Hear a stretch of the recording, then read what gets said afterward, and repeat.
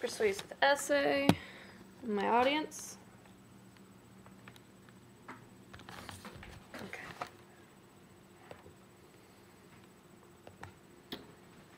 Okay. How many of you own pets? Of those pets, what would you say if I suggested a surgery that's completely unnecessary? And what if I told you that surgery entailed cutting off the last digit to their toe? Personally, I've owned 2 cats, and when someone suggested that I have one of my cats declawed, I did some research. Today I want to talk about declawing, a lot of the myths of what public believes about it, and how it's a completely unnecessary surgery and it hinders your animals more than it helps them. First thing I'm going to go into today is what declawing really is, then the side effects, and lastly some ways to get around declawing your animal.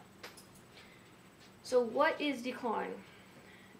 This is the model of the cat's toe. When they declaw, a lot of people believe you just rip the nail out of the toe. No, that's not what they're going to do. The nail is actually, its cells grow on this bone.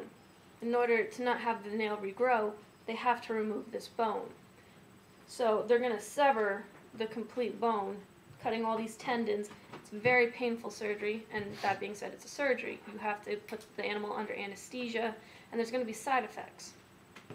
So what are some of these side effects that is going to happen with this surgery? First one being there could be shards of the bone left in the animal, which leaves room for infection. Infection means another surgery. More that you're going to be putting your animal through that you don't need to be putting your animal through. Also, immediately following or even after you take the bandages off, there could be hemorrhaging. Hemorrhaging can lead to even more surgeries and more pain.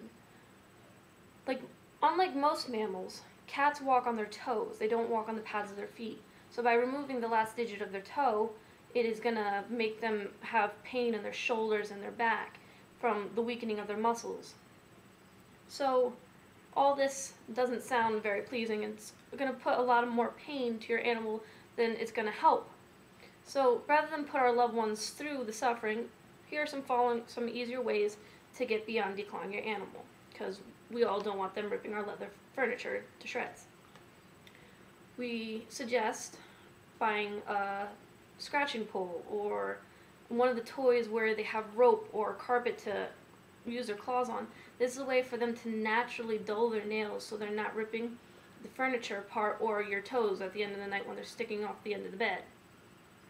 Another way is you can trim your cat's nails. There are plenty of sources online, and there are plenty of shelters and very friendly organizations that will be more than welcome, because declawing, even though it's not very open in the public right now, is very frowned upon because you're hurting your animals.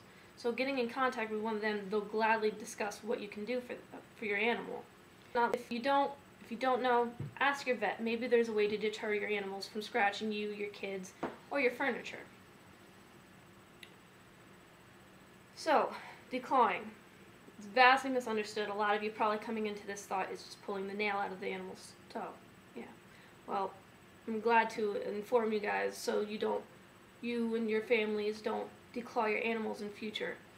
If there is any information you need, or you need to look for information, your vet, any good vet, organizations that are feline friendly, such as declawing.com, will have plenty of information. There's a lot more information about declawing, more of the anatomy and ways you can prevent and trim your cat's nails safely.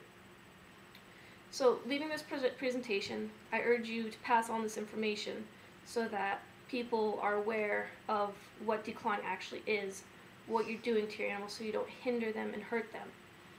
Also, I hope this helps you prevent declawing your animals in the future. Thank you for your time.